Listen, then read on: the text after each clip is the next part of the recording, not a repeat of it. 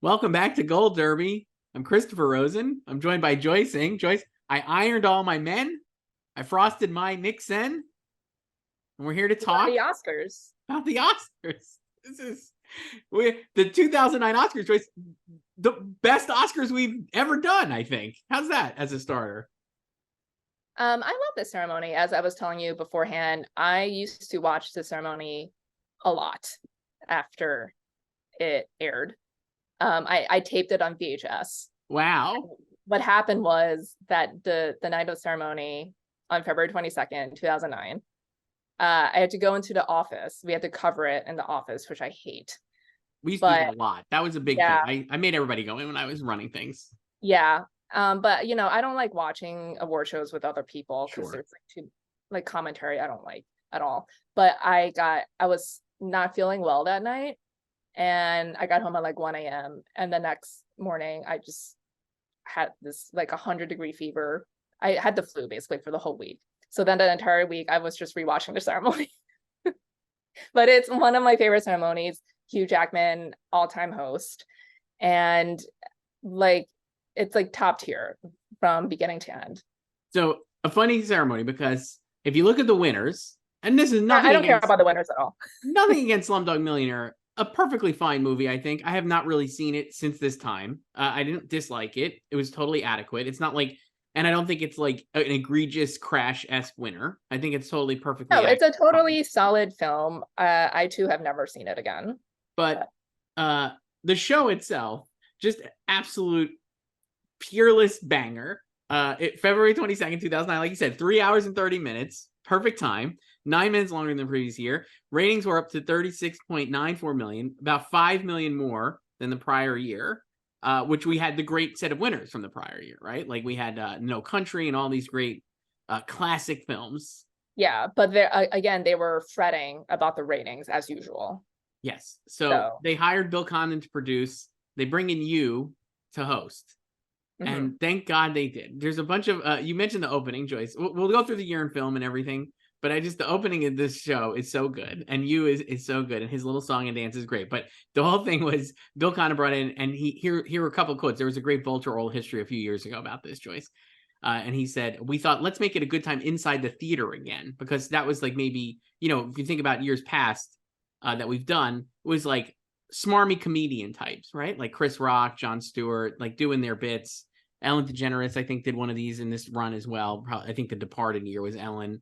Uh, all really great comics, all did pretty good jobs as hosts. But this was like, let's make it a fun time in the theater. So we rebuilt the theater. So the stage was closer to the audience. Immediate win. Because it just is like, they're right there. I love that It's part of it. around. Yeah. I love that part of it. And you is an essential part of that decision because, it's about the tone you set. So there's something about you that is so disarming and open and charming. In his great Australian way, he's not better than anybody. He's not cooler than anybody. And then Bill Condon also said, the Academy ebbs and flows. And I think they were in a moment where they were looking to do something different. That's the only reason we got hired, frankly, because we had a set of ideas about different way to approach the show. The opening was sort of its own separate thing from the rest of the show. We hired screenwriters we loved, Jenny Biggs and John Hoffman for the rest of the show. And we had a notion that we were going to tell a story during the show. And you was actually kind of going to take us through the process of making a movie. And that's why this show rules. Yeah, and the thing is, like they did so many great things in this ceremony that future ceremonies would rip off to diminishing returns. Like the following year, they try to do like the five previous acting winners coming out to present, but they only do it for the leads. And it was basically just you're nominated co-star from the same movie you're in this year. Like Vera Farmiga did George Clooney, and it's like that's not like the same thing. And then they do like the the filmmaking production cycle over the course of the awards and ceremony, but they kind of half-assed, like they didn't put the effort into it like they did in this show with when they had like for like the craft awards, like they had like the costumes on set and everything, and like the ceremony was the one that started for the screenplay awards. They started having the presenters actually read the scripts and the stage direction. And they were pretty like, or they were longer than future ceremonies reading of the scripts. And yeah, so there's this New York Times article on February 1st. It's titled Oscar Suspense Will People Watch? There was also concern because of the Best Picture nominees. Right. We'll get to plenty, I imagine. Yeah, so did not exactly light up the box office. Like The Dark Knight, which was not one of the 5. This is the last year of the 5. Right. And then they're talking about how they were worried about the ratings. So it says producers of the show, blah, blah, blah, are even trying to liven up the proceedings by asking studios and others to provide scenes from future films, according to a request sent to various companies last month. The idea, if the clips prove watchable, is for Mr. Jackman to sign off the broadcast with fresh 10-second snippets of 24 new movies to run on a split screen with the end credits. And that's what they did. It works. It's great. I've been waiting for this. It's so many things in this. I was just like, we spend so much time. I mean, it's obviously nobody thinks of anything, and there's no continuity at this point with like a lot of the Oscar production. And you think like, I'm thinking of like Will Packer producing it, obviously coming in and being like, never really watched the show, don't really know anything about this, but we're just gonna make great TV. But you could have just like all the things they do here to like make it manageable in time and also interesting, like you said, like and they spotlight every category, every craft, like not just above the line people. Putting the crafts together in like a group is so smart, and it makes it feel like much quicker. It actually is what they probably want to do with like being like nobody, like the idea that nobody cares watching it about these like below the line awards. But when you do it like Daniel Craig and Sarah Jessica Parker doing art direction, costume design, and makeup, and there's like a whole set behind them of all the sets and like the costumes, and they just burn through it basically, and they get their winner speeches come up, and it's great, and it looks like a live production basically. And they did that for editing, I think, and sound editing and visual effects, right? With Will Smith. It's the process of filmmaking, because you start with the script because you need a script before you start anything, and then it's like you do the crafts, and then at the post-production, which is sound, and then interspersed in between is the acting categories, and they do doc and stuff and live action. So here's another passage from the same story. All of the awards, other than those for scientific and technical achievement, for instance, will still be presented on screen, despite repeated attempts over the years to push some of the less exciting categories, say documentary short subject, to an off-camera forum. Though tight-lipped, Mr. Bruce Valanche, whose role has expanded from supplying his usual one-liners to more elaborate script work, let slip that there might be a shift in what he called, quote, the grouping of the awards. So he declined to say what that might mean. Others said the show itself would have a narrative line with awards arranged to tell the story that will involve presenters as well as nominees. So exactly like you said, it's just it was thorough. My question would be like, why would they just literally just do this ceremony every year like this? You could just do the same thing. They just half-ass it, like in the future ceremonies. They kind of like they do, like screenplay first, right? But then like they don't really put the time and care into like every category. No. I mean, it makes sense because it seems like par for the course for Hollywood, not putting the time and care into things that used to work well. Yeah. And then I think it might also be like, wow, like this ceremony works so well. And like we're coming in new as new producers. We need to come up with something new ourselves. So we can't copy it exactly 100%, but we can't come up with anything better. I love the tributes from all the past winners. I think that's like a wonderful thing in this for the acting categories. It just is a wonderful ceremony, but like we said, for winners that are not great or just totally fine, it's not like as exciting as No Country for Old Men, let's say. So this was 2008 in film, Joyce, the 2009 Oscars. Slumdog wins Best Picture, Best Director. Sean Penn wins Best Actor for Milk. Kate Winslet for The Reader. I haven't seen The Reader. When I see The Reader, just like in print anywhere, that's the line, that the lyric is the first thing I think of, and then him almost breaking when he's singing.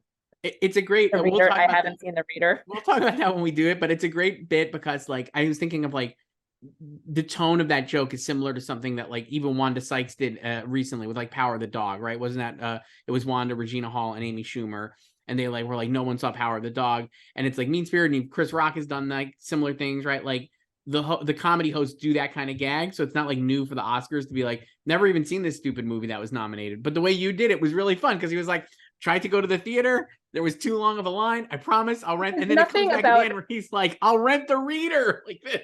Nothing about anything he did was mean-spirited. Yes. Whereas Yes. a lot of the other stuff, or like other jokes in that vein, typically are, because the power of the dog joke was basically like, it's boring. Like that's the knock. And it's like such like low-hanging fruit. Like come up with something better.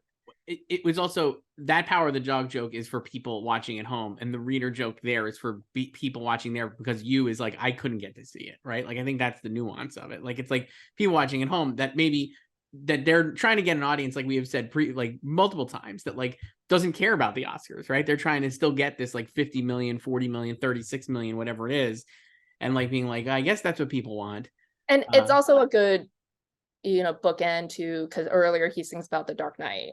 Yes. And why don't comic book movies get nominated? I'm Wolverine. It made $1 billion. So, and then it's like this movie doesn't get nominated, but the reader does, that no one's ever seen. It's so good. The other winners were Heath Ledger for Dark Knight, Penelope Cruz for Vicky Cristina Barcelona, and then Simon Beaufoy for Slumdog for Screenplay Adapted, and original screenplay went to Dustin Lance Black. But the movies of 2008, Joyce. Top 5. The Dark Knight, not nominated. Nominated everywhere, not at the Oscars. They weren't ready. But its legacy will be that it made the Oscars change their entire Best Picture. Literally changed the rules because this was such a fuck up, basically. They knew how badly they fucked it up, and it's in June they changed the rules. They expanded to 10, and I remember I was at work and like the press release came in, so I was already like reading it up, but my editor was in a meeting in another room, and like 10 minutes later she came flying out. She's like, "Did you see the news?" Because she knew I would. I was like, "Yes, I already wrote it." Dark Knight was top movie at the box office. Iron Man, also second. Part of the MCU. There's a reading, Joyce, of Oppenheimer, where Oppenheimer is about a man who has to grapple with the thing that he created. It's Tony Stark. It's also Christopher Nolan, right? There's a world where Oppenheimer is Christopher Nolan looking out and being like, what the fuck did I just do? I thought they were going to be responsible with these superhero movies, and then they weren't. And that's how you get the Marvels and all this other shit that people don't seem to want to see. Well, I mean, those movies were in the same year. They're just different types of things. And he didn't invent superhero movies. He just kind of perfected it. Crystal Skull was the third biggest movie. Hancock, and then WALL-E, which I love WALL-E. I love WALL-E's good, but I appreciated Jennifer Aniston when she announced it for animated feature. She said WALL-E. She did the voice. I love that movie. I actually haven't seen it in a while. You don't like animated movies, I thought. What? I didn't think you liked animated movies. I mean, I don't like pursue them myself. It's kind of like, it's like the Bond thing with me. Sure. Okay. So, but like, I mean, I've seen almost like all the Pixar's. I haven't seen Elemental. But not bad. Totally fine. Yeah. So like we said, the nominees this year for Best Picture, we'll just go. I just want to give the baseline of Best Picture because I'm going to name like 30 movies that I think are better than all these Best Picture nominees. But the nominees were Slumdog, The Curious Case of Benjamin Button, which had 13 nominations, Frost Nixon, Milk, and The Reader. I haven't seen The Reader. But man, what a year for movies, Joyce. I wrote down Cloverfield. Great movie. Yeah, that was way in the beginning. Also 27 Dresses, Benny and the Jets. Great movie. In Bruges. At least Colin got a Globe. Great movie. Definitely, maybe even good movie. I used to see that or watch it a lot on TV. So Forgetting Sarah Marshall, one of the great movies I'd say of this era. I just think it is an absolutely perfect rom-com, as good as any of the Nora Ephron stuff that people like love, like When Harry Met Sally and Sleepless in Seattle. It's so funny. I've only seen that once. I thought it was fine. There's a lot of like Apatow movies here that are like hit and miss. Like I love Pineapple Express this year. Pretty solid, but I would say for me, Sarah Marshall is the best, and I still quote it religiously, including Paul Rudd being like, "You can quote it, and it'll just go way over my head." You know this one. You sound like you're from London. Sure, but no one. I never hear that anywhere. So what? That's a great meme. People do it all the time. Email me about this meme. Slugfest@goldderby.com. You're gonna be told that it is a great meme, very famous meme. I mean, I'm aware of what it is, but it's not as popular as you're making it out to be. That's all I'm saying. Incredibly popular. One of the most popular memes. I know what it is. One of the most popular memes. Iron Man, like we said, great movie, still good. Yeah, and big year for RDJ because he'll have Tropic Thunder, and he's nominated for Tropic Thunder. This is, yeah, like we said, the birth of the MCU. We have the Incredible Hulk a month later. Sure, Not as good. Only time with Ed Norton. Now we have Mark Ruffalo. So I remember Iron Man. I was thinking what made me like it so much is like, at the time at least, it was like Downey doing like fun Downey, like Kiss Kiss Bang Bang Downey, basically transplanted into a massive movie. Favreau felt like a subversive hire because he was like more of like, he wasn't like Mandalorian Favreau. He was still like, oh, a few, I did Swingers and Made. We're only a few years removed from Made. So it's well, like, the whole thing was it was a gamble because it was still like RDJ, making his comeback. Right. And so, and he was like uninsurable, basically. It was like very hard to convince people to hire him and for this role. And Iron Man is also not like a marquee superhero like Superman. Exactly. The other thing that I really enjoyed at the time, though now it's like totally like, I don't know, moot or whatever, but I was like, I love that at the end, like the ending is him being like, like Tony Stark saying he's Iron Man. It was such a great ending because like the superhero movies you've seen, like Batman and Spider-Man, obviously were still around. X-Men, they're like, the secret identity is like foundational. Oh yeah, no, one of the things I love about the MCU is that the Avengers everyone knows who they are. And that was like really cool. I didn't expect that at the time, right? Like I think that was really fun. Yeah, like it's not a secret for them. So I think that makes for kind of more fun storytelling for them. And I think, now he's like RDJ is so closely associated with Iron Man and Tony Stark that I think it might be like difficult for younger fans to imagine a time when Iron Man wasn't popular at all, but because it wasn't like until this movie came out. It was like they were doing B squad superheroes because they couldn't get the good ones. And then it was just like, will this movie actually succeed? Will it be good? Like, it's one thing if it's good, but like, will people actually see it? And then it did. And now we're like 30 movies deep. Yeah. And it was really great. It was a great time at the movies. I remember seeing it first opening weekend and was like, this is so much fun. It was really fun. It's a funny movie too. Yeah, like it's just, I don't know. It's so, overblown to say like no one else could have played him, but it's really hard to imagine anyone else playing him and the movie and the character and the franchise being as successful. There's something funny about that too, because like, I think now, like Quentin Tarantino has said this, many people have said this, where it's like the characters are the stars, not the actors. But that's so not true for Iron Man because that's true for stuff like Batman and Superman.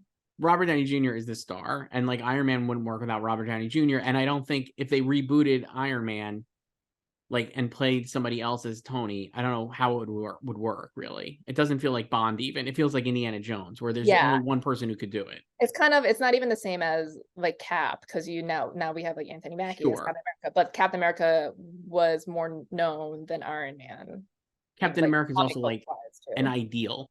Yes, it's easy to have it's easier for an ideal to be replaced, but like, yeah, like I just think he's like Indiana Jones. It's like you cannot replace Harrison Ford as Indiana Jones. No one's gonna buy it. And same with Iron Man. They might have like a junior, like Ironheart, whatever they want to do. They're gonna have Alden again. Just his Senate aide. I was gonna say, how about Kieran? Because he basically does Downey at this point. But Kieran, he must make his old man action movie with Mylod. Yeah, I know.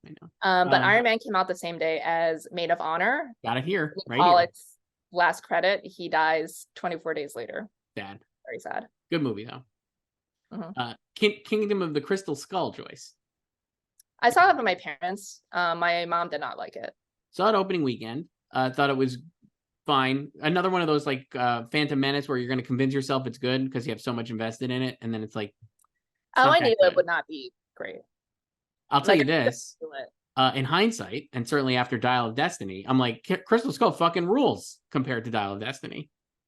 Well, I haven't seen Crystal Skull in 15 years, but I thought Dial of Destiny was fine. It's a top 4 indie film. Not a long list, but I think it's the fifth of the 4. Fifth of 4, I would say. No, it's fifth of 5th. Crystal Skull, I think, is actually better. You know why? Because Steven Spielberg is a great director, no matter what. There's stuff in Crystal Skull that's not good. And the visual effect, the thing that I was like disappointed with Dial Destiny really is like when you watch Crystal Skull, one of the things that jumps out is like the visual effects are shit. They just look bad, right? Like it doesn't look as good as like, or it doesn't look as you remember the Indiana Jones, the original trilogy looking, which is like practical effects and matte paintings and all this shit, like forced perspective. And then Dial of Destiny looks no better than Crystal Skull, even though it's 15 years later. And I was just like, man, I wish this is just taking me out of it. I mean, that So much doesn't, visual the visual effects. effects don't really bother me that much. Ugh. I mean, the only thing I would dock Dial of Destiny for is just the de-aging and the elongated scene. That's the problem, is that's like 30 minutes. Yeah, that's like, it's so unnecessary. But like, I don't, like, I'm never compelled to watch Crystal Skull again. So like, they're just both like the same to me, really. So I'm like, I'm never gonna watch either movie again, probably. I mean, that's fair then. I've watched Crystal Skull again. It's actually pretty fun. It's, you know what it is? It's one of those where it's really fun until it's not. It's great until it Honestly, like no memory of it. And then, you know, they're like, we'll just kill Shia this time. So Sex and the City, the movie, Joyce. Great movie. I've never seen it because I'm not a Sex and the City person, but I was on set, not purposefully, Oh. when they were filming Big Coming Out, like the wedding scene. Sure. And like she's like beating him up in the streets by the library, Bryant Park, because I was walking to work because my office was across the street from the library. Oh, that's fun. Yeah. And so I was like walking on 31st, I guess. And or I was trying to, and it was blocked off because they were filming that scene and they were going in reverse direction. So then they were like, you have to walk around to get to where you want to go. So I was like, this fucking movie. Yeah. Good movie. We've recently done a whole rewatch of Sex and the City because my wife Case had never seen it, and so I've been watching it then by osmosis basically, and it's a very good show, and the movie was fine. Sex and the City 2 is pretty rough. I've just never been into it. Like I've seen various episodes here and there, and in college I took a women's studies class and we watched an episode of Sex and the City, and it's the one when Carrie walks home from Big's place and she wears his oversized shirt and then she falls into the fountain. And I've seen that episode like 3 times. One of the things it's funny to think about is like, not only was this this was like the era of like, we're gonna make movies out of these HBO shows that are hits, and then the movies are huge hits. Like this was a big hit, Sex and the City. Enough of a hit that like Sarah Jessica Parker's at the Oscars giving out awards with Daniel Craig. Yeah. I think the difference is also that like they were close enough to the lifespan of the show. Sure. They also would never be movies now, no matter what. It would just be like, and just like that, basically. You'd have a show, another show. Yeah. Without Samantha, except for a cameo. Correct. You know? Here's a great calamity, The Happening. I never saw that. Holy cow. Real bad. M. Night Shyamalan. You mentioned Incredible Hulk, terrible. Get Smart, another flop. WALL-E, fun, good movie. Get Smart was like okay, but you know, Alan Arkin, R.I.P. Wanted.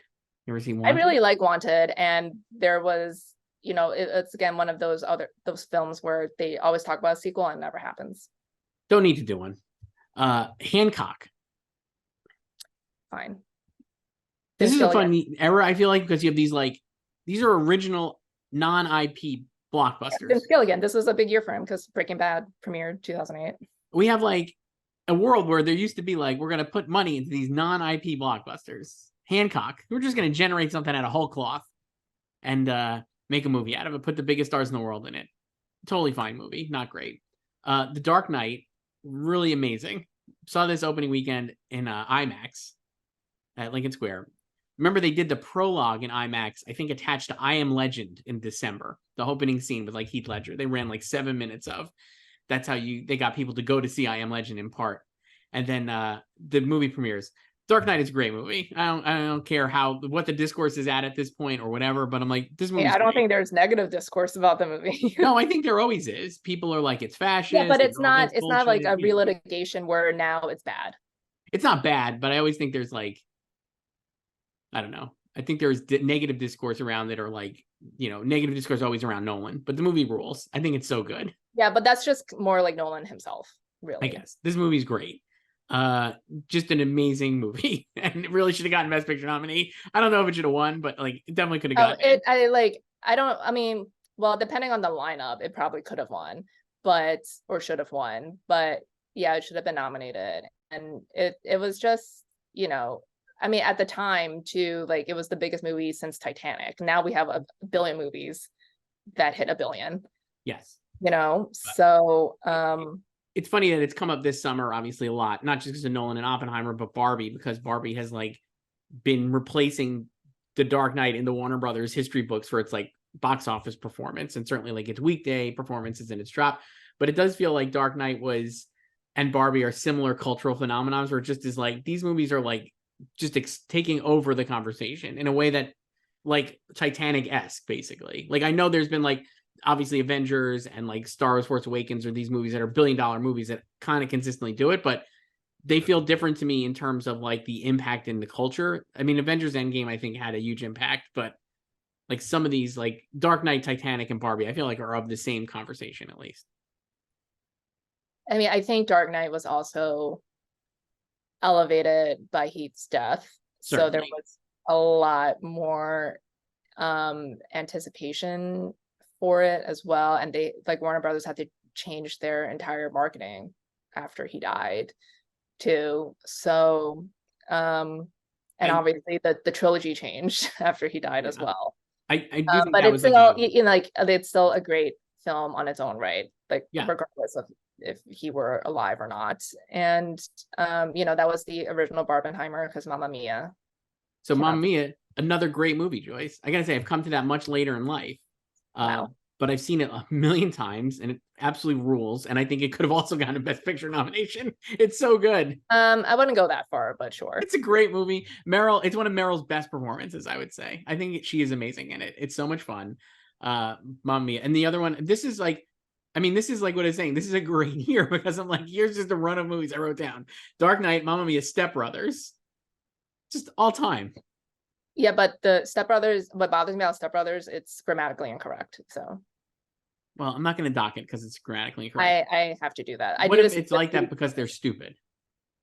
I can't forgive it. All right. Well, It's I the same thing with disagree. 2 weeks notice. Like I can't do that. Uh, So Pineapple Express, like you mentioned, I think that's solid. Not as good as Step Brothers, though. Not as funny, pound for pound. it has an all-time James Franco performance. And I love like the skit they did in the ceremony that the official Oscar page did not upload, or they didn't even upload. I don't expect them to upload the skit, but they didn't upload him, Seth Rogen, and Janusz Kaminski presenting. Incredible. It's so great. Janusz was shooting Funny People at that point. He was the cinematographer for Funny People. So I think that's how they all got connected with Judd. Yeah, so then like he's in, so the other great thing about this ceremony was they did montages for different genres. They did the romance montage, which I loved, because they set that to Lovers in Japan by Coldplay. So now every time I hear that song, I think of that montage. Great song. Like Great the doc moment. montage. They did Action to Tick Tick Boom, another It's great. No, the ceremony is it's the best ceremony. yeah. And then like the comedy one, they did the whole thing of them, their Pineapple Express characters watching the year's films, and then So at like the end, shooting them, you're and then he comes out, and then he like the joke for Janusz was to diss Anthony Mantle, who won cinematography for Slumdog. We're just off on a tangent now, but then so he says like suck it, Anthony Mantle, whatever, and then he's like that because he's like, oh, it's just a joke, like please don't hate me.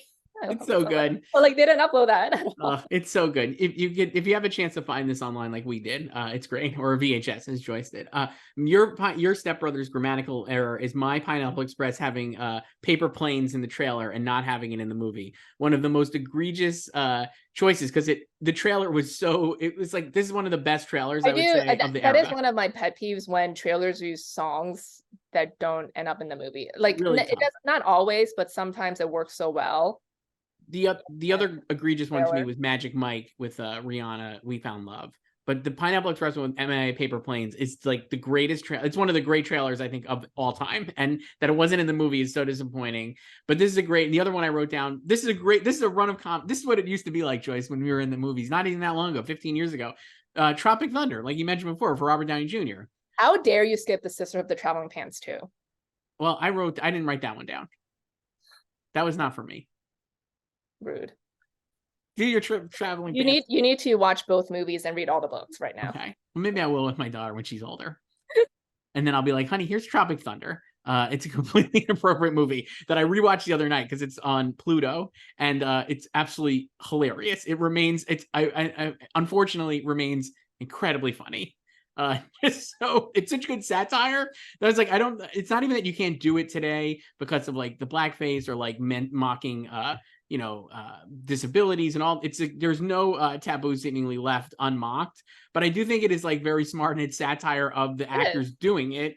And like, we live in a world where like Stiller is playing Simple Jack, where like a few years earlier, Sean Penn literally was nominated for I Am Sam, which is just an egregious performance. That was a real thing that happened. And like Stiller is making fun of that, but then also getting killed for making fun of it. But I'm like, it's really smart and funny. This is also a great time for Danny McBride because he's great in Pineapple Express and then also really funny in Tropic Thunder.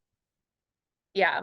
No, it is great satire, and I think it also would not work today, or it would get murdered today, because today media literacy is at an all-time low. Like, people will not get the nuance of the satire and why it's so subversive and great. We definitely are in a time of depiction equals endorsement, and then it also does not. it does not. And also the idea that the literacy of what people are taking things completely at face value and not trusting. Right, they can't think about. They don't know how to think.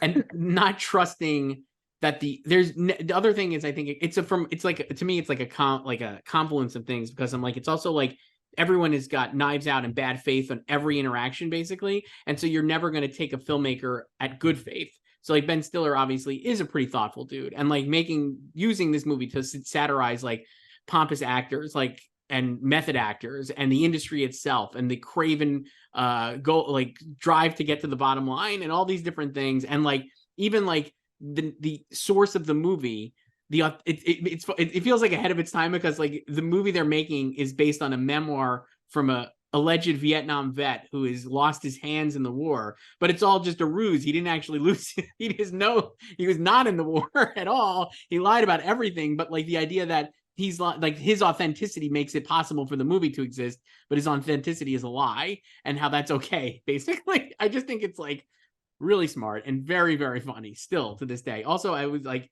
rewatching it the other night. I was like, man, Brandon T. Jackson and Jay Baruchel are so good in like the lesser supporting role, or like the non-famous, obviously, or whatever supporting roles combined, like playing off Downey, Jack Black, and Stiller. They really make the whole movie work because they're so funny, the two of them. So funny. It's hilarious, the movie. Best picture, written by Justin Theroux, so yes. Get Best Picture, and the Downey nomination was great. Vicky Cristina Barcelona, I wrote down, a Woody Allen movie I have not seen in a very long time, honestly. It was fine. I think it was fine. Yeah. Another great comedy from this era, The House Bunny. It's a big movie for Anna Faris, excuse me. Harmony. Mm-hmm. This is a really funny movie. So very, very funny, I think. And another great comic performance that was obviously overlooked by any awards, but she's so funny in this. It's so good. Yeah, I feel like that is like, now, even though she spent like years on Mom, but she is like, the qualifier for her is House Bunny. Yeah. I wrote down Burn After Reading, the Coen Brothers. Love Burn After Reading. One of my faves. Great. Oh, Brad Pitt. Oh my gosh. All-time great dummy performance from Brad. Clooney being a moron, great. Fran, Francis, amazing. Just J.K. Simmons, awesome. Yeah. That's like my one movie this year where I'm like, what's wrong with you guys? Like, why didn't you nominate this everywhere? Completely strange, right? I guess because the tone was so comic compared to No Country, or maybe they were just like, we already did this with No Country, who gives a shit, basically. I don't know. A Spike Lee flop, A Miracle at St. Anna. You ever see this one? That was not great. Not great, but like all of Spike's even bad movies, I find like it really an interesting failure. Movie I love, Nick and Nora's Infinite Playlist. Great Michael Cera. Great soundtrack. That was a fun film. Mm-hmm. Really good. I haven't watched Rachel that Getting Married. Probably like 15 years. So yeah, I've seen it a lot. It's great. Rachel Getting Married. How about that one? That's a great film. Rosemary DeWitt should have been nominated. So Really great. Another movie with a great trailer. I forget the song that was in the trailer on that one, but it was another one I watched like a million times. I was super psyched for this trailer. And this is like Annie Ascendant, and then people hate Annie, which I always found Well, really. they only hated her after Les Mis. Really, that was like that era. So this was like her like leveling up. She was leveling up. They hated her when she hosted the Oscars. She was killed to host the Oscars. Remember? Well, yeah, but then the the half of hate was when she was gonna win the Oscar. Sure. This is all in that same era then, because this is 2008. Because like she hosts 2009. in 2 years. Like she hosts in 2011, Right. and then Les Mis is 2012. Man, I love Anne Hathaway, and this is a great performance. I wrote down the movie W, which was another like hilarious thing about this was like a big deal. Well, this was prime, like this had Oscar buzz for Josh Brolin, but then he gets his Oscar nomination for Milk. So, but yeah, this was just, one of those, this had Oscar buzz, just did not work, did not land in any way. Also of the era where it was like, gotta talk Bush, right? Like that was like, it's like, we gotta do Bush stuff. Oliver Stone doing Bush. This is gonna be great. Richard Dreyfuss is Dick Cheney. This year is interesting, and the way things unfolded compared to the year before when all the movies were bleak because we were still under Bush. But this is like Obama's in office now, so it's celebratory. Let's vote for Slumdog Millionaire. But then since like Bush was getting out of office, we'll make W. But like we don't care about it, so.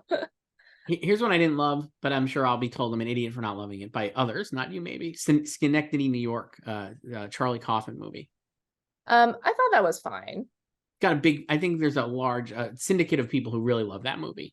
Yeah, I mean, I wouldn't have been upset if he had gotten like a screenplay nomination. Sure. Yeah. So.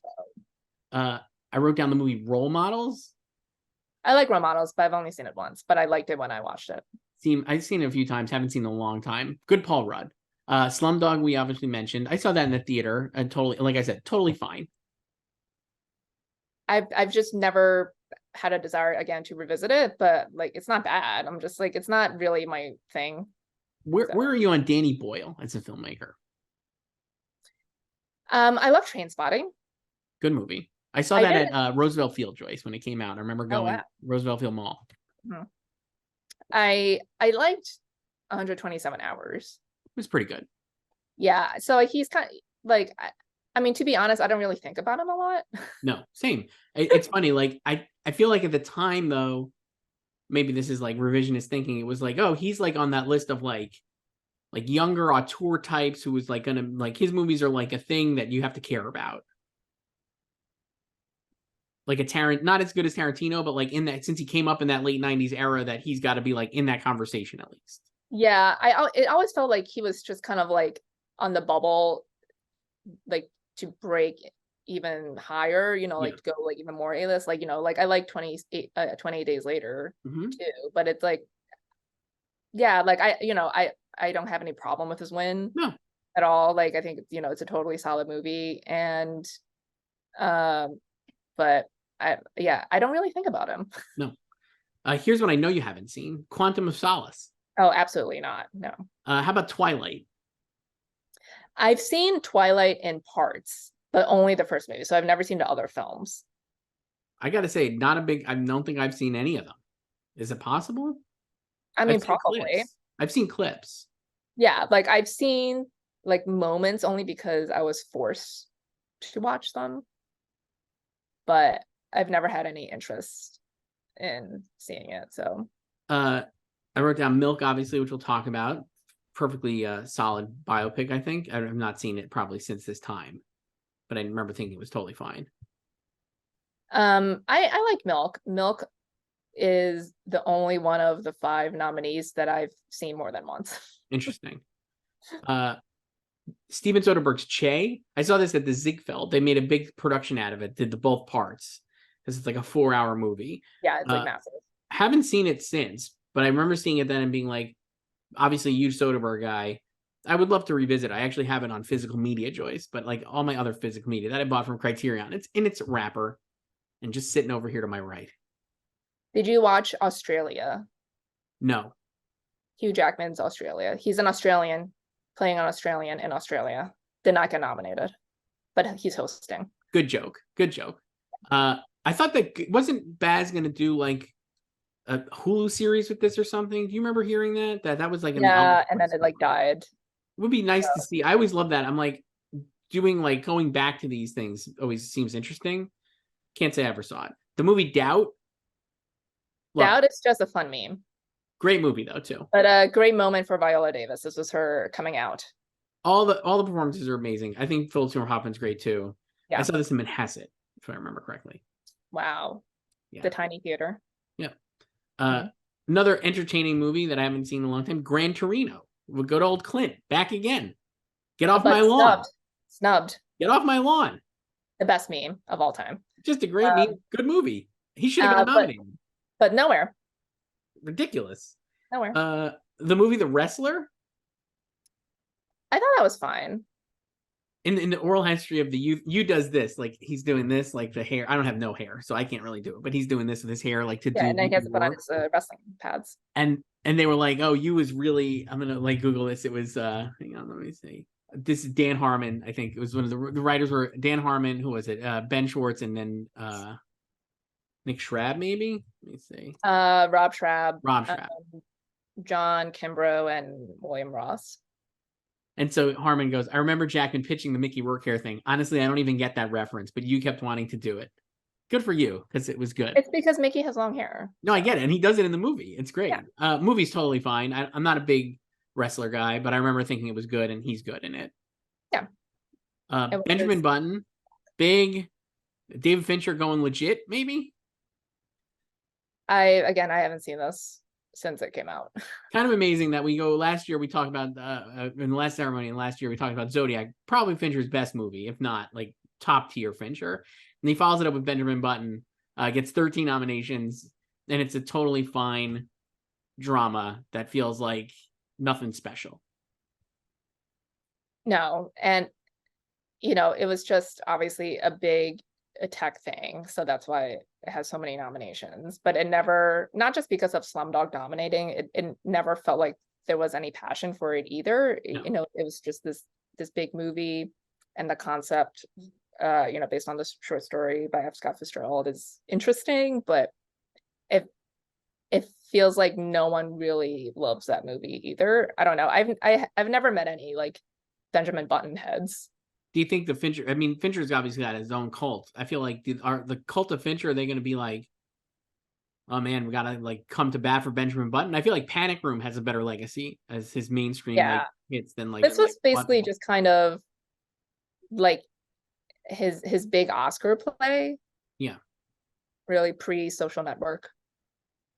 So I don't know, but I remember the movie was long. So long, but nowadays it's like not, right?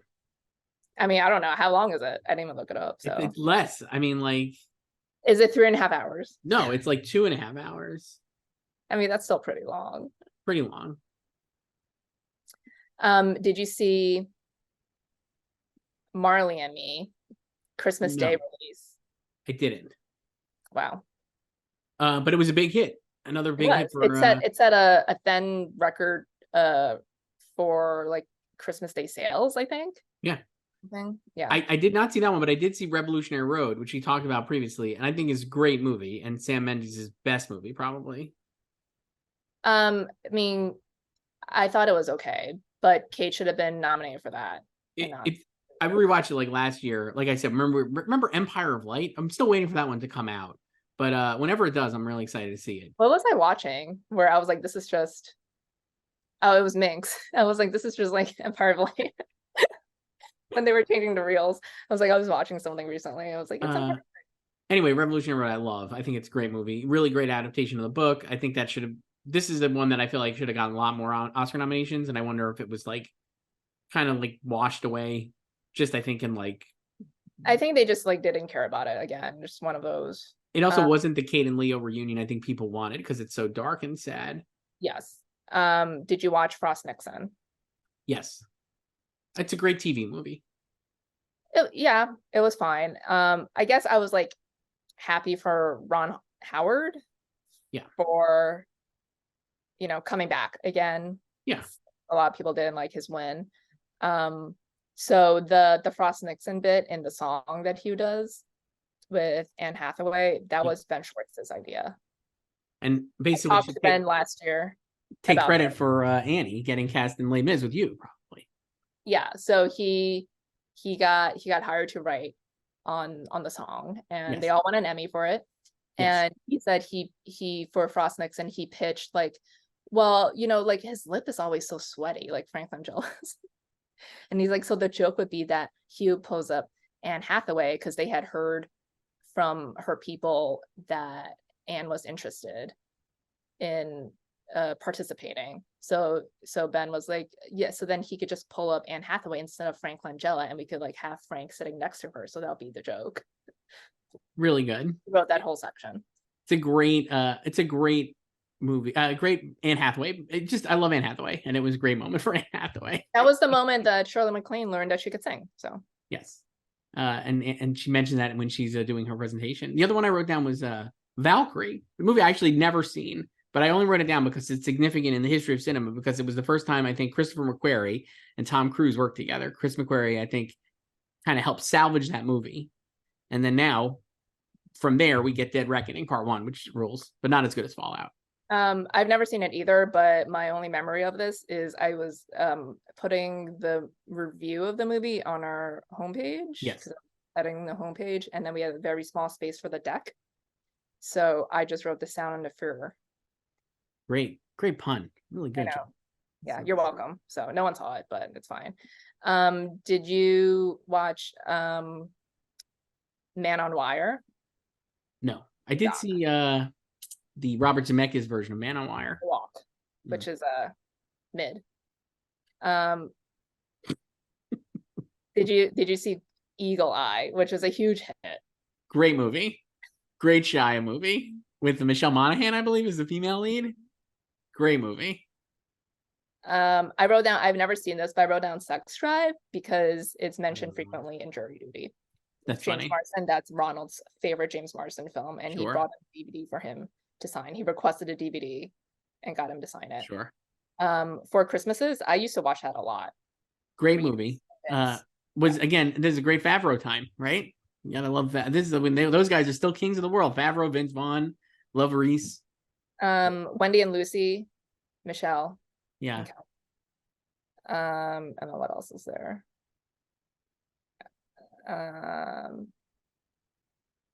Stop Loss, which is the Kimberly Pierce. Yes. It was okay.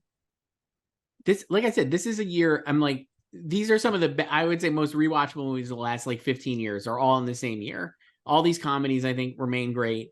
You have The Dark Knight, Mamma Mia, like In Bruges, like we're saying, Iron Man. They're just a lot of great movies. And then you look at the Best Picture list and you're like, yeah, I mean, like they could have easily also, if they could have gone indie, like and done The Visitor and Frozen River, both better movies than The Reader.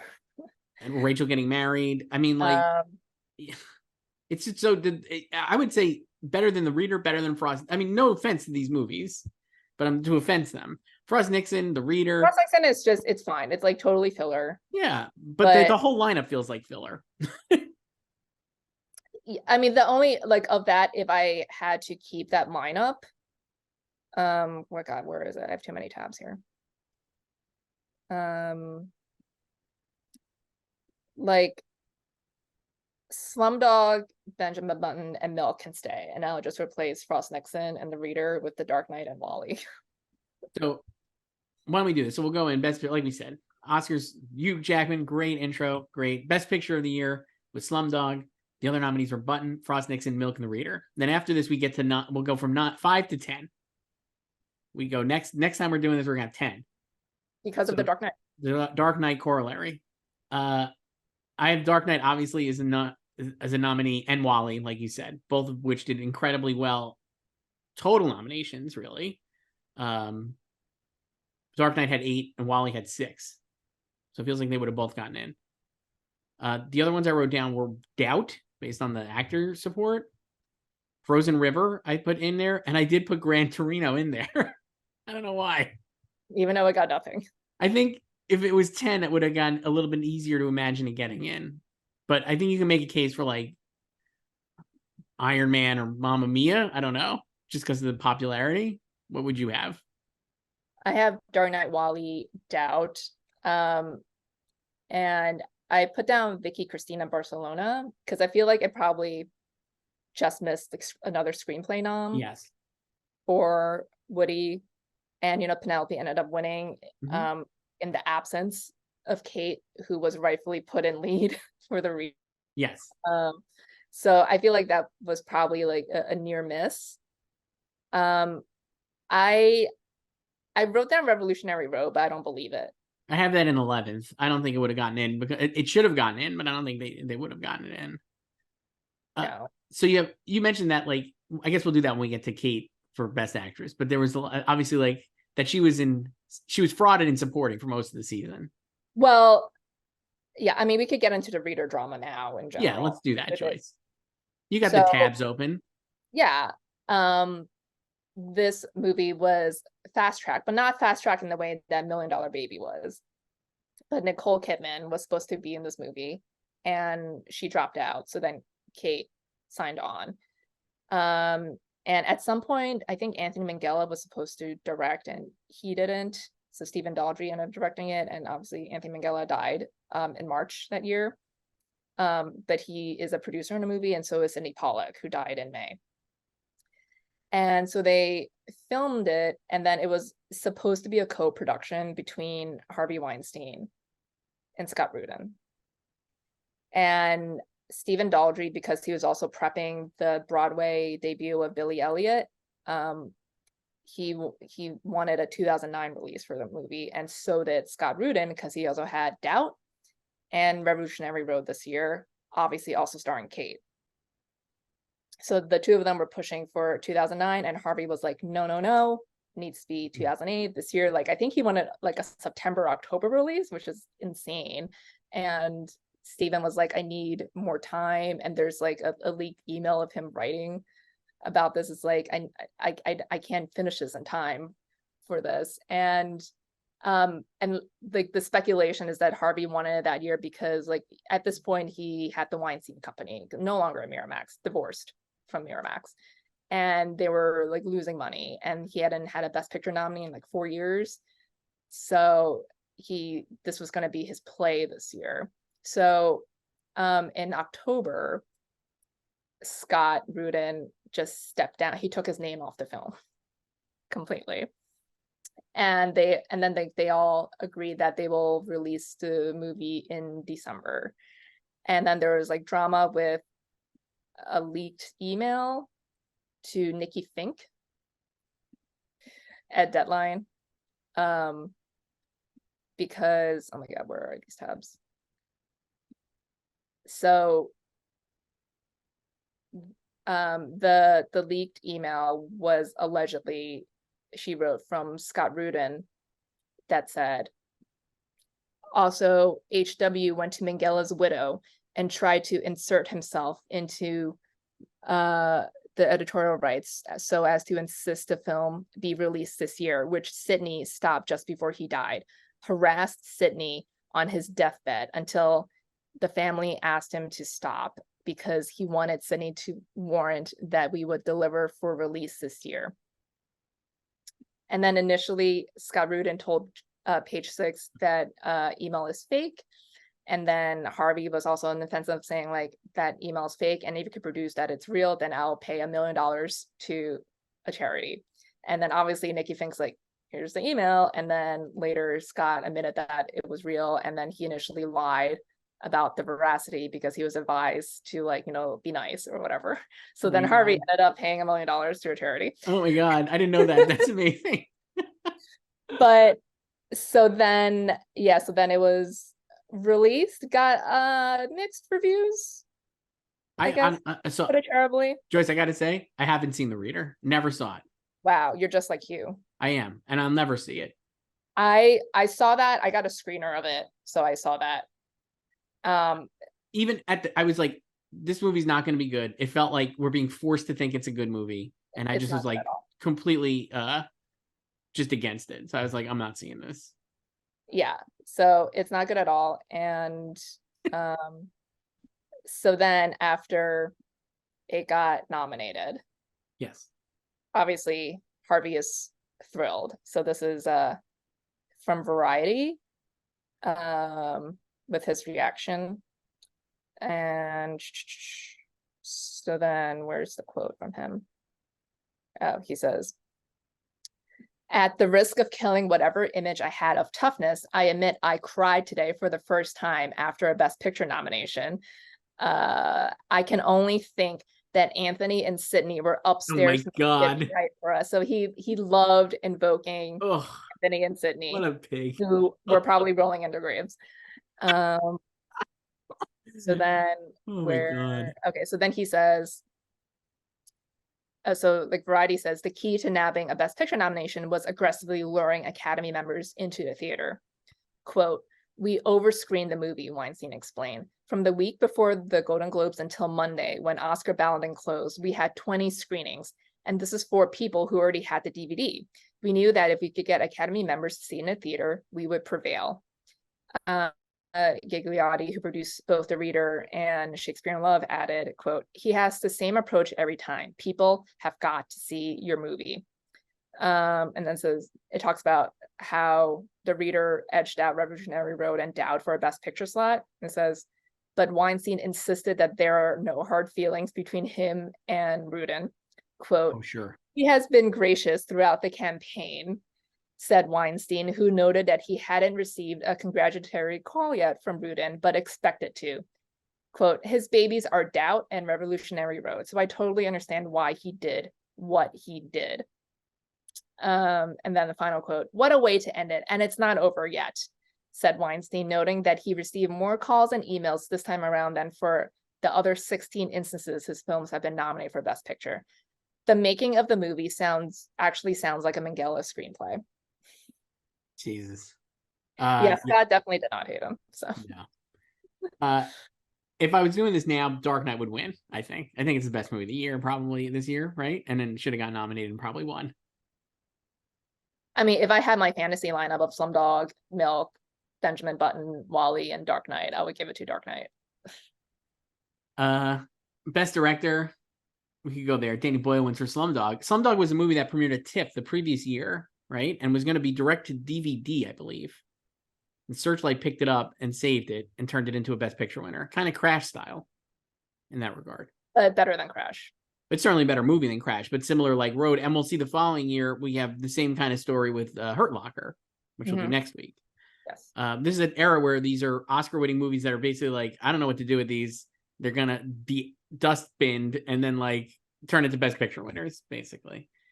So Danny wins for Slumdog. Fincher for Button is a nominee. Ron Howard, Gus Van Sant, and Stephen Daldry. So 5 for 5 picture director. Completely uninspiring, I would say. Nolan, who is a DGA nominee and BAFTA, I believe, right? Not in there.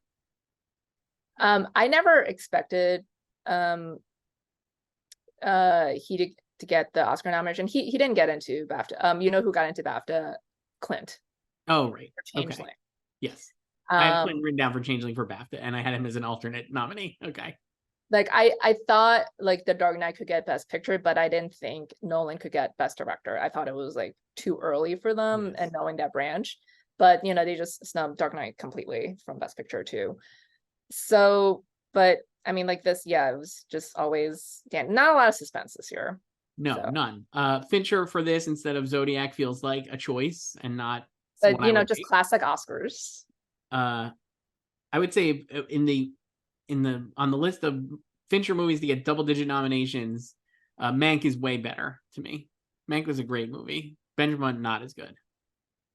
I feel like both of their receptions are kind of the same too. It's just like no one's passionate about either. I agree with that, but I think time will be kinder to Mank because I think it actually is pretty smart and like really thoughtful and creative. And Benjamin Button is a little too mid. So Danny Boyle wins, I guess. I had Nolan written down, Clint Eastwood for Changeling because of the BAFTA, Mendes for Revolutionary Road because he's great and it was a great movie. Clint for Torino, still gonna make her in Torino happen. Felicia Lloyd for Mamma Mia. Wow. And Ben Stiller for Tropic Thunder, I think, would have been great, a great, worthwhile nominee, but obviously not. I wrote down Mike Lee for Happy Go Lucky, but they just didn't care about that movie, No. really. How So about the Coens for Burn After Reading? I mean, I wish they just, because I was like, I could write down Burn After Reading for all of these. Yeah. Danny Boyle's speech, very nice. Like I said, like he's a director I like seemingly a very nice man. Some of his movies I think are good. I think Steve Jobs is a great movie. I still like that one a lot. I like Steve Jobs. 128 Hours is really good. Sunshine, like we've talked about. Why you're adding an hour onto it? What is it? 127 hours. I had an extra hour. It's 28 days later. That's it. 128 days later. I just feel like this is one of those directing wins where the movie was winning. It was more about the movie than the direction, but like because he directed the movie, he was winning too.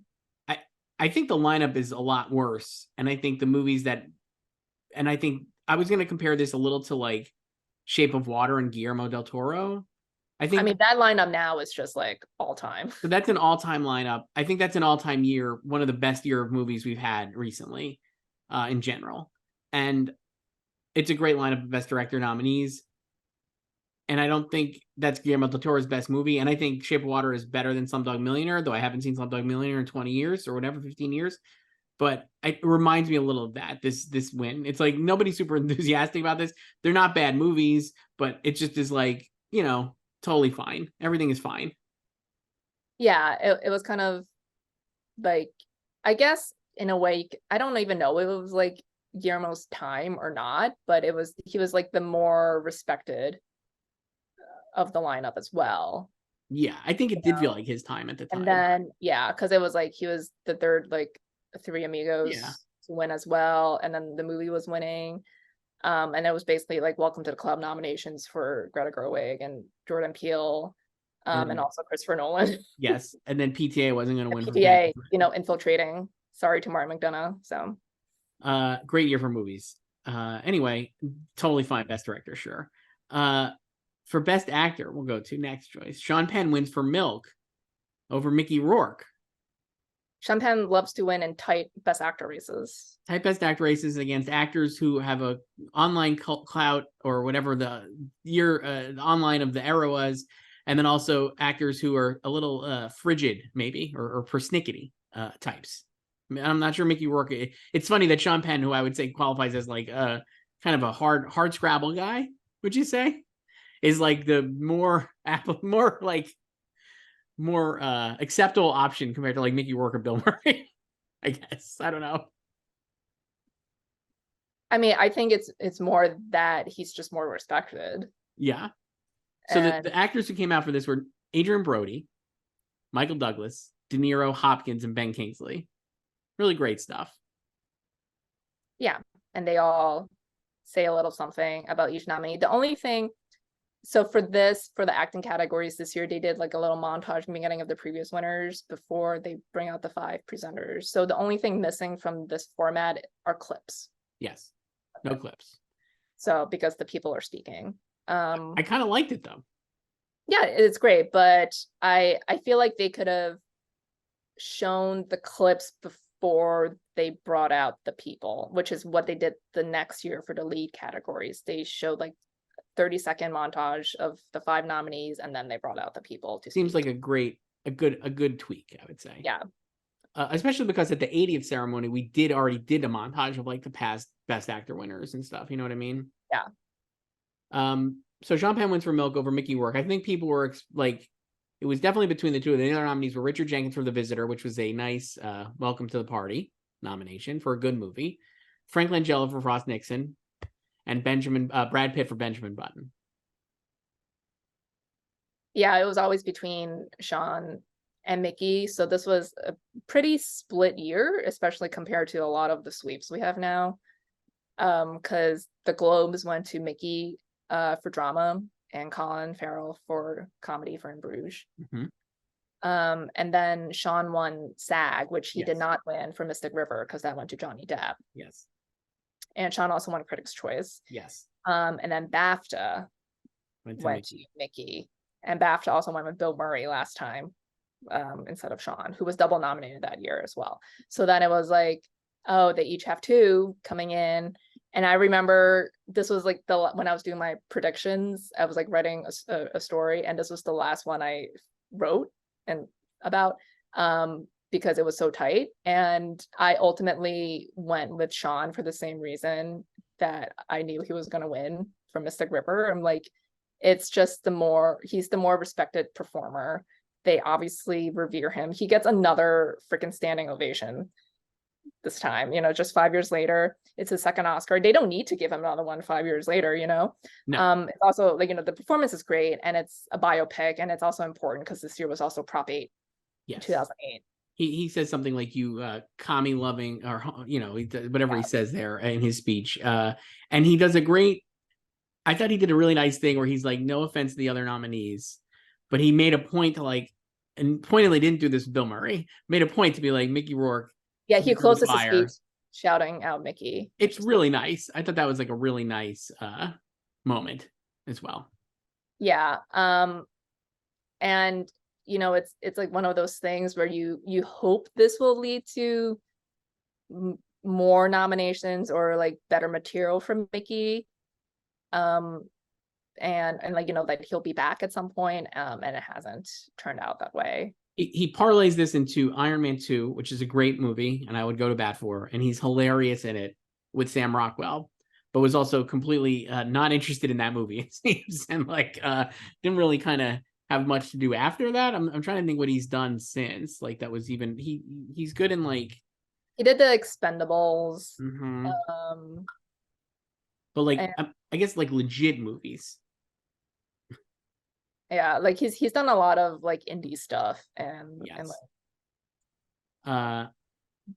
Yeah, kind of a bummer. I'm looking here. I just wanted to see, because I feel like, wasn't he in a Ridley Scott movie? Was he in oh my god, so all of his stuff, he has a bunch of TBAs. Sure he does. Yes. So a lot of his stuff recently, last year he was in direct to DVD release The Commando. Sure. It looks like he's in the new Polanski movie, The Palace, which is going to be at Venice. But I think what happened to him is also kind of similar to what happened to Sylvester Stallone when he lost for Creed. It's they both have these maybe less than rosy reputations, mm-hmm. and also their resumes might not stack up to their competitions, and then their movies were weaker too. I also think I don't know, I doubt this is still true, but maybe it is. I mean, at this era of Sean Penn is the beloved Sean Penn in this time. He's a firebrand who speaks his mind, right side of progressive issues, and is doing these incredible feats of performance, basically.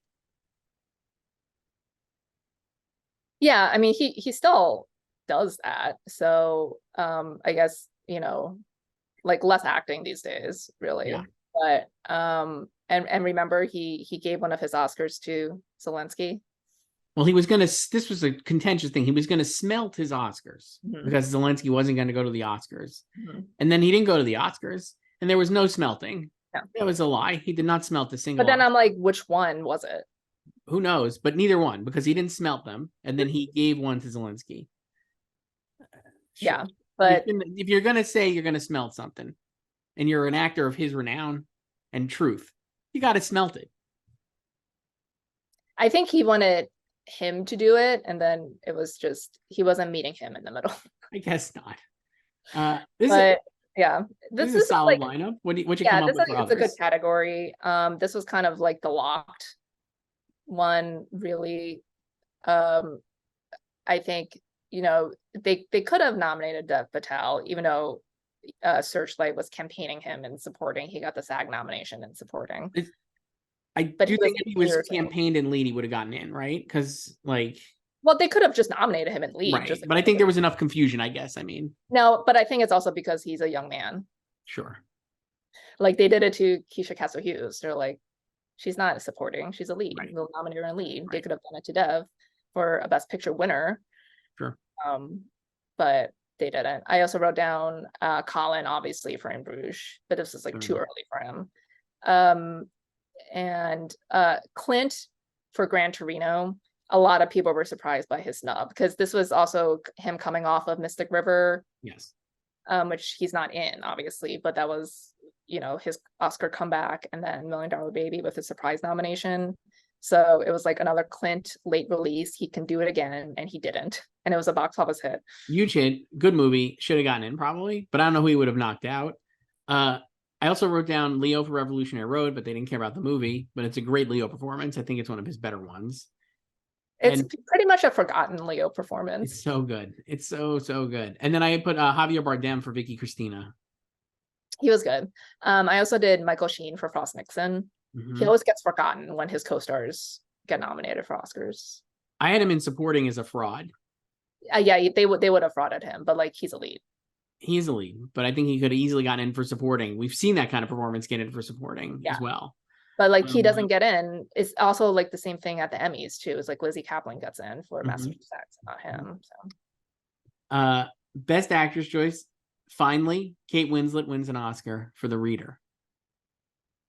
A supporting Time winner. Magazine said best actress. She was a supporting winner everywhere, basically. Because she was campaign and supporting, and that was Harvey's compromise to Scott during the Reader showdown between them. So because he was like, okay, she can be lead for Revolutionary Road, and then we'll fraud her as supporting for the Reader, because at the Oscars you can't be nominated twice in one category for acting. So she won Critics' Choice, Golden Globe, and SAG Awards supporting actress. Yeah, but she was put in lead at the BAFTAs. Yes. So Penelope Cruz won BAFTA. Yes, and Kate won BAFTA and then won Oscar. The best actress winners throughout the season were Anne Hathaway and Meryl Streep, tied at the Critics' Choice Awards, Joyce. It's not even the current membership, and they still tied it. Yeah. Then Kate won drama for Revolutionary Road. She got double Globes.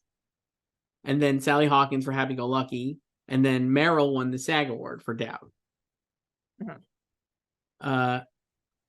Great lineup of actors here, I'd say. Anne Hathaway, great. Angelina Jolie for Changeling, good performance. Melissa Leo for Frozen River, consider. And Meryl in Doubt, love it. Love Meryl in Doubt. And this is pre-consider. I know. Of these, I would, I might even give it to Melissa. That's a great performance. Like Melissa or Anne. I would probably go Anne personally, but not Kate. I would put Kate for Revolutionary Road if she was in here. Yeah, but I don't even know if I would give it to Kate for Revolutionary Road. Like I would nominate her for Revolutionary Road over The Reader. But yeah, it was finally her time. The second, so when they announced the nominations and she wasn't in supporting actress at all, I was like, oh, so she's only going to get one nomination in lead, expecting it to be Revolutionary Road. And it was like The Reader. And I was like, oh, fuck, she's winning for The Reader in Best Actress. Yes. And that was before they announced Best Picture. When it gets into Best Picture, I was like, well, then she's definitely winning. This felt like really not competitive, right? I mean, even though it was so competitive, but once she's in there, it was only forced to be competitive because she was in the wrong category for most of the season. Other person I wrote down, two people I wrote down, Meryl Streep for Mamma Mia. I think this is a great Meryl performance. Obviously, she's in for Doubt, so she can't get in for both. I'd argue Doubt is probably better, like, highfalutin, but Mamma Mia, she's great. And then I also wrote down Anna Faris, like we mentioned earlier, for House Bunny, who's amazing. I have Sally Hawkins. She, usually someone like her who dominated the Critics Awards would have gotten in, and she missed. And I know people like Kate in Case of Benjamin Button. I thought she was fine, but she got no traction anywhere. I did Franny for Burn After Reading. Michelle Williams for Wendy and Lucy. But yeah, it was finally Kate's time. And, one thing I do love about Kate Winslet is that she wants to win awards and she makes no secret of it. And I really appreciate that. We've talked about that. We love that. And she was very excited. Yeah, and as she should be. And she was like, this is great. And I finally won. I've been thinking about this since I was a kid. And I won now, and fuck everybody, basically, right? Like, I win. Yeah, and she's still like that. Like when she won the Emmy for Mayor, she was jumping for joy. Love it. Yeah, that's great. I love it. I'm very happy Kate Winslet has an Oscar. I still have not seen The Reader, Joyce. You don't need to see The Reader. But I do think she's one of our great actresses. Supporting actor Heath Ledger wins for The Dark Knight posthumously. Another just no suspense slam dunk win. And the speech by his family is just absolutely heartbreaking. I thought it was so wonderful. And it's a great moment in the ceremony as well. The other nominees are Josh Brolin for Milk, Robert Downey Jr. for Tropic Thunder, an inspired nomination, Philip Seymour Hoffman for Doubt, and Michael Shannon for Revolutionary Road. Dare I say, the best category of this whole ceremony is right here. Well, Michael was the surprise nominee of today. Yes. He loves getting Oscar nominations with no precursors. So Yes. Respect. PSH, or as Alan Arkin said, Seymour Philip Hoffman. R.I.P. In my notes, I just wrote down Alan Arkin, period. And that's what it was. It was great. I loved it. And yeah, this was a good lineup, but obviously it was always Heath's. And are you ready to feel really old? Yes. So, like, his family and Michelle Williams agreed that if he were to win the Oscar, that it will go to their daughter, Matilda, when she turns 18. She turns 18 this year in October. So, wow. Yeah. That's wild. Yeah, she was only 3 then. So, yeah. It's a great performance. I think he would have won had he not tragically died.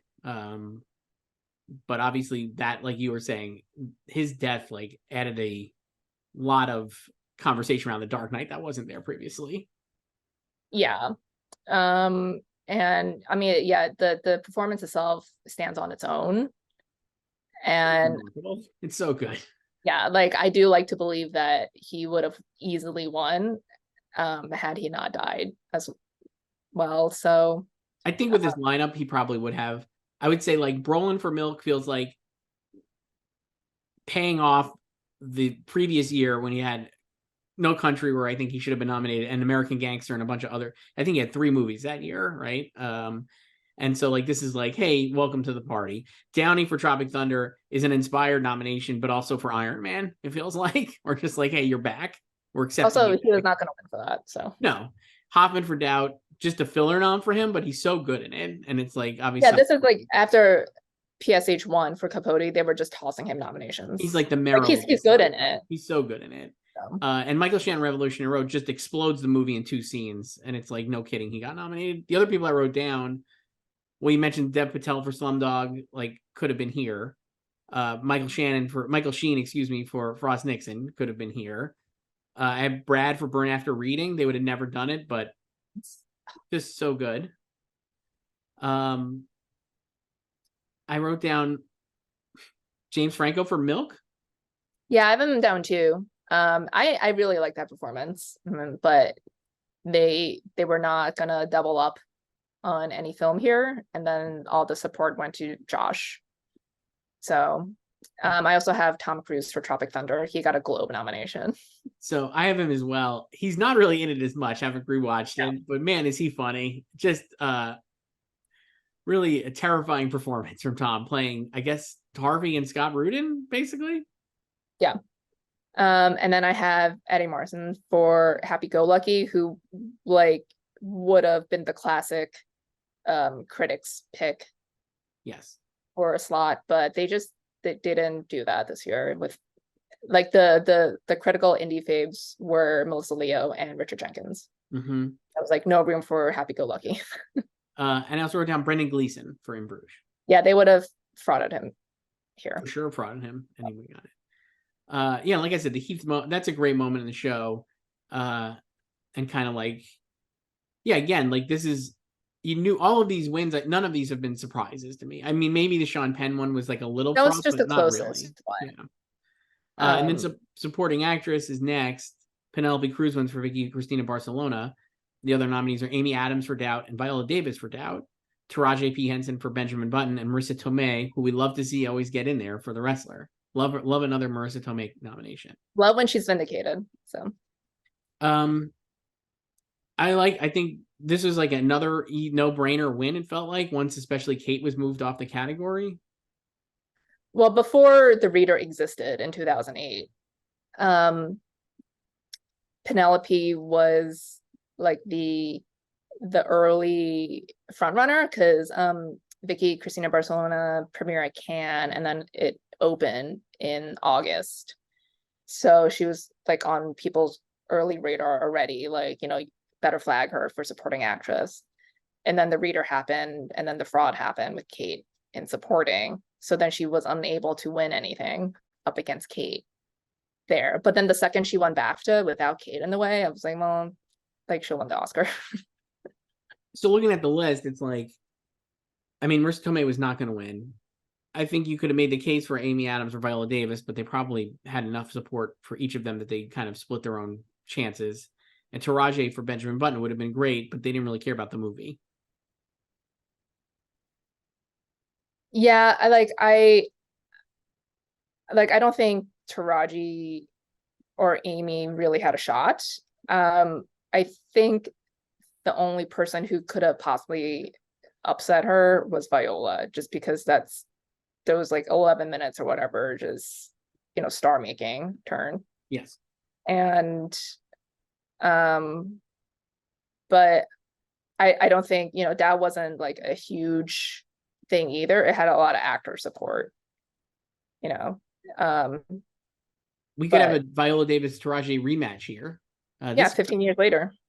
For Color Purple and Air. And then so it felt like, because like Penelope also obviously 2 years earlier had Robert, so it was kind of like this is a good time to give her to her as well. And it was a great. I thought her speech was great.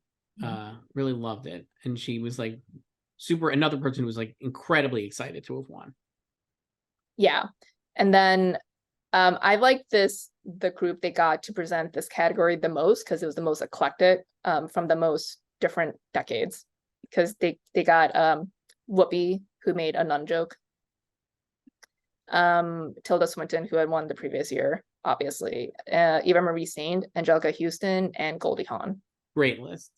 Yeah, because for like Best Actress, you had 3 people from the 2000s, because it was Marion who had won the year before, Halle Berry and Nicole Kidman.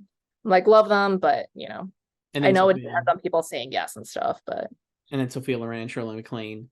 And for a supporting actor, we said Alan Arkin, Cuba Gooding, Joel Grey, Kevin Kline, and Christopher Walken. That's a group. Yeah. What were the backstage conversations with those guys like?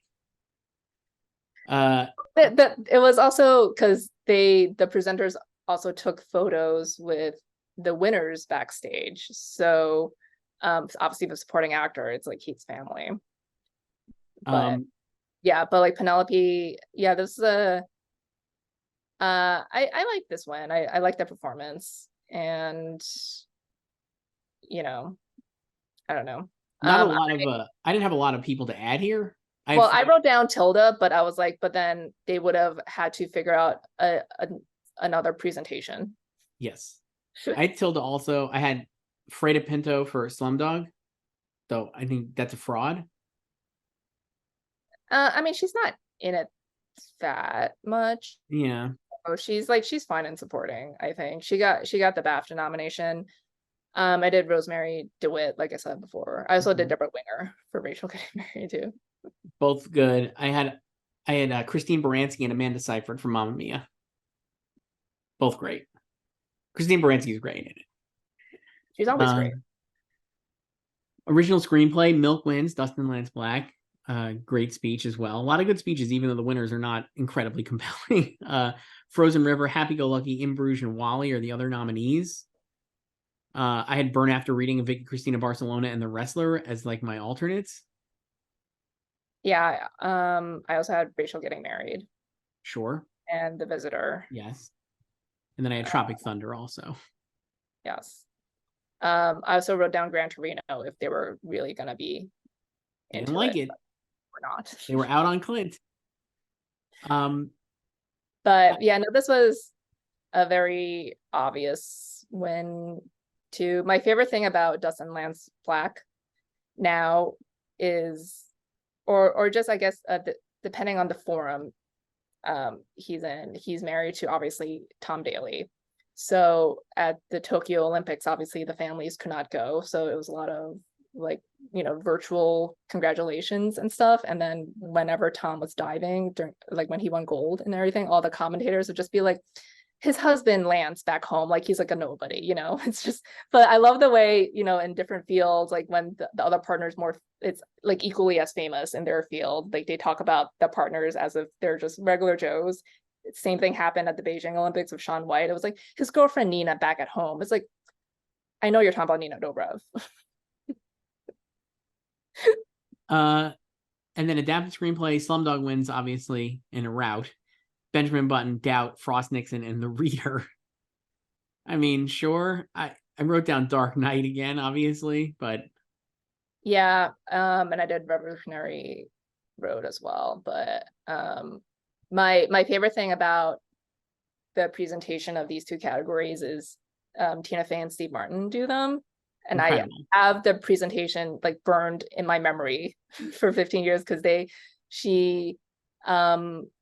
she introduces herself first because she's like, "Hi, I'm Tina Fey," and then he says, "Hi, I'm Steve Martin," and then she's like, "And I'm Tina Fey," and people start like clapping, and then he tries to say his name again, and then they explain how a movie starts on the page, and the page was once a tree, and then Steve is like, "And the tree was once a seed that was planted by our alien god Rondelay," and Tina's like, "Oh, Steve, let's not tell them about our religion that we made up." It's incredible. Even with his timing getting stomped on by the audience, it's so funny. They're so funny together. I'm assuming for Baby Mama promo is what they're doing here. Well, Baby Mama came out the year before in 2008. Right. So I think it was supposed to be that she was supposed to present with Alec Baldwin. And then funny for 30 Rock, sure. Then yeah. Alec and Steve host the following year, but I was like, Steve and Tina should host it together. That would have been great. They were great, yeah. And then before they do adapt it, and she's just staring at him while he's reading. He's like, "Don't you fall in love with me, Tina?" So good. It's really, really funny. And it's great when she's on the Only Murders. I love Tina Fey on Only Murders. Yeah, that was great. That's it, Joyce. I mean, they did a musical montage. I wrote down they did a celebration of the musical with Beyonce. I love that was like a very long medley, but that was actually very fun. It was Beyonce. Beyonce just loves to perform at Oscars in the 2000s. And it was Hugh also was part of it. Amanda Seyfried, Zac Efron, Vanessa Hudgens, because this is also the year of the third High School Musical. Yes. It was, and you credited Baz Luhrmann for directing and for like conceptualizing the bit. Yeah, it was just iconic songs from musicals, and then Hugh ends it with "The musicals are back." Great moment. So yeah, it was a great performance. I think that was like part of did that go into the song? There were only 3 song nominees this year. Let me look. I lost my tab, but I believe it did. We have presenters of the song. Yes. Then Zac Efron, Alicia Keys present original score and original song. Yeah. So original score, obviously Slumdog wins, which is fine. I would have nominated the Dark Knight score. And also Burn After Reading. Yes. They could have also done Clint for Changeling because he scored that as well. Mm-hmm. And then song, there were only 3 nominees, 2 of them from Slumdog. So Jai Ho from Slumdog wins. And then the other nominee was Down to Earth, and Peter Gabriel refused to perform because they will only give him 65 seconds. So then they got John Legend, who says yes to everything. But the big snub here was Bruce. Yes. For the wrestler. Yes. Yeah, Dark Knight wins sound editing. Yes, they stopped Slumdog. Slumdog wins 8 Oscars. Just an incredible achievement, I guess. I don't know. I'm just like, Dark Knight loses cinematography. Yeah, nothing. I mean, where do you think Slumdog ranks in the Best Picture lineup in history? In history of 96 years, 97 years? What are we up to? This is the 97th? We're up to 96. We're up to 96. 95. I mean, probably in the middle. I don't think it's like at the bottom end. Yeah. It's just like, I think this is one of those Best Picture winners where it's just a time capsule of that era. we'll do. I assume we're gonna do next week when we finish our series here, Joyce. We'll do like probably ranking the year, the decade, and of Best Picture winners. And I could see this being towards the bottom because I think this is a pretty solid decade overall. But I think it's like kind of mid just in general, and probably like in the mid. I Yeah. mean, like think about like the 80s, like the winners The in 80s the were a 80s. lot of epics. Right. But I'm like, this is an 80s winner to me because it's like Chariots of Fire, Gandhi, In Terms of Endearment, I think is really good. Amadeus is really good. Out of Africa, Platoon, great. Last Emperor, Rain Man, Driving Miss Daisy. I'm like, Slumdog is in that group. It would be in that tier of to me. Slumdog is just like inoffensive, Yeah. and it's entertaining. I'm just not in love with it. But I understand why people love it. But I'm just wondering, like the people who like rapturously love it back then and voted for it back then, like how do they feel about it now, 15 years later? Oh, the strange thing, I guess, is when we do these and we're always like, well, that would have nowadays, obviously, they made a huge mistake. It would have like crash Brokeback Mountain, obviously. Like, I think it could still win now, like Slumdog. the thing is, too, there's nothing in that cat. Like, if you have the same list of nominees, like, it probably wins again. The problem is, like, the movies that should have beat it are not in there, right? Like Dark Knight specifically. I mean, I think if it were the preferential ballot, like if it were 10, I think it would still win. Yeah. Because I don't other, think like yeah, if like Benjamin Button, I don't think would do well in preferential. No. Or Frost Nixon. Milk might do okay, but not enough to beat it. Like it's important and it's good and it's timely. The Reader, my gosh, like I haven't seen The Reader. and like if it's 10 and Dark Knight's on it, like people are gonna rank it last. Like a lot of people will. The other problem with this win, I think, is it came after, for my money, the two of the best picture wins we've ever had, which are Departed and No Country. So it automatically feels like a step back because it's not nearly as good as either one of those. Yeah, it's just totally solid. And but again, like I said, I think it's also kind of like a reflection of the time when you just want to be joyful. And like it, and also like it has like what the happiest ending of these movies, really. It's not bleak like all the nominees the year before. No. So, yeah, and like we said, I think that's in the tone with like the Hugh Jackman whole thing. It's just like, this is happy, we're having a blast. It's the Oscars. It's also funny because I feel like if they had snubbed The Dark Knight, but they had just nominated Wall-E or like anything but The Reader, we probably would still be at 5 Best Picture nominees. Pretty crazy to think that has changed so much. But like this is The Dark Knight's legacy. It changed the Oscars, and you still have now like Steven Spielberg earlier this year was saying that Dark Knight should have been nominated back then because he was commenting on Avatar and Top Gun being nominees. Mm-hmm. And I gotta say, we'll do this our season finale, Joyce. Is next week, the 82nd Oscars with the 10. A great ass lineup. The 10 is that was a good lineup, and then they were spooked by the following year because there were a lot more indies than like huge blockbusters, and then that was when they went sliding scale, which sucks. Is a mistake because that's not what you want to try to get in the populous hits either, and then they try to make Best Picture or most popular film happen like 7 years later, and it's like, no, just do a set 10. It just makes it so much well easier. we're at a set 10 now, and but it's like, and I think it's better. I think like they're just trying to force the big blockbusters, and you can't force it. But then the other part of the equation is like you actually have to make these like money makers, and actually good films, and maybe non-IP films that audiences want to see. Yeah, we'll see how the industry responds with Barbie and Oppenheimer. It's I mean, I think like they'll get in next year. I think so too. But like I think like the success of Oppenheimer, like first of all, they're all going to take away the wrong lessons from this. Certainly, we know that already. That's what like, I can't wait. Mattel already has like 50 movies. I can't wait for this. About boys. Yes. But like with Oppenheimer, like Barbie, I think was always going to be a success. Like I don't think anyone imagined this level of success. but it was always going to be a populist hit, right? But Oppenheimer is probably going to be close to like 800, 900 million worldwide, which is insane for that type of movie, you know? But I think that's the type of movie that's kind of been missing in recent years, like this like 4-quadrant movie that's like an adult drama that's also like original, like it's a biopic, but it's original. And Christopher Nolan knows how to make these types of movies that engages the viewer, but they also feel like events and it's like a thriller. Like this is not a rote, straightforward biopic of Oppenheimer, you know, and people want to see it.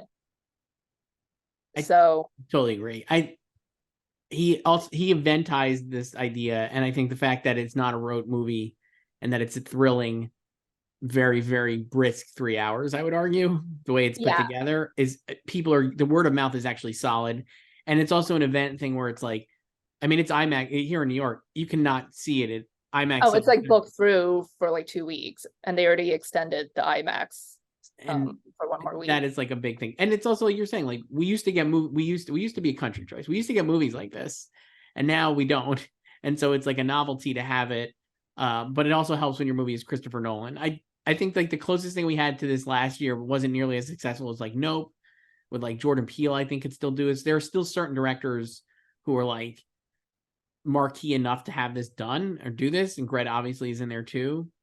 But the industry is going to take all the wrong I mean, from this, you know, it's going to be wonderful. I think also the other thing is in recent years we've had a lot of these auteur filmmakers just making movies about their childhood, and I don't think a lot of people care about their childhoods. I mean, I definitely think that's true. You know, like if you think about the people we've had, like Spielberg and like, you know, everybody. Like, I love the Fablemans, but like I don't think like the general public really cares about how he. You're not going to get people out to the theater to see the Fablemans. You are going to get them to see the Atomic Bomb, right? I mean, like that's kind of it. We'll talk all about these. I can't. We'll do our. When is it? I'm trying to figure out. We're recording this earlier in July, in late July. Well, it's the last day of July. We're recording, right? And we're post. This is going to be up on. We're August recording 22nd. This the day after Christopher Nolan's birthday, so we're posting this on August 20th. So you're watching this in late August. We'll do our at this point. Then we're probably going to do our August Oscar picks, Joyce, soon enough. We could tease that here. Can't wait. I don't know. I don't know what I would have changed between now and 3 weeks from now when this is live. I guess we'll see. I don't know. I still got stuff to see, but not Oppenheimer and Barbie, which I've seen twice. All right, Joyce, this was great. So next week we're back with our season/series finale. We could be like a Ted Lasso. Who knows if we'll ever do this again. So the episode's going to be 17 hours long then. They're already 17 hours long. They are, but like it's going to be the longest one of all. Certainly, probably like could be. Finale. For the Hurt Locker versus Avatar. Can't wait. 2 movies I don't. The time has come. The time has come. 2 movies I'm like, fine. I mean, as you know, I like barely recall the first Avatar before I saw The Way of Water. The Way of Whales, I think it's called. Yeah, The Way of Whales. I remember I watched Avatar and I did not like it before I saw Avatar Way of Water. Then I watched Way of Water and I was like, this is a great fucking movie. And I love Way of Water. Now I'm like, I have not revisited the first one. I don't care, but I love Way of Water. And I'll never see Way of Water again, probably. But I haven't watched it either. I will. We'll see Avatar 3 whenever that comes out in 2034, probably. Just is so much fun. I'll talk to you later. All right, bye.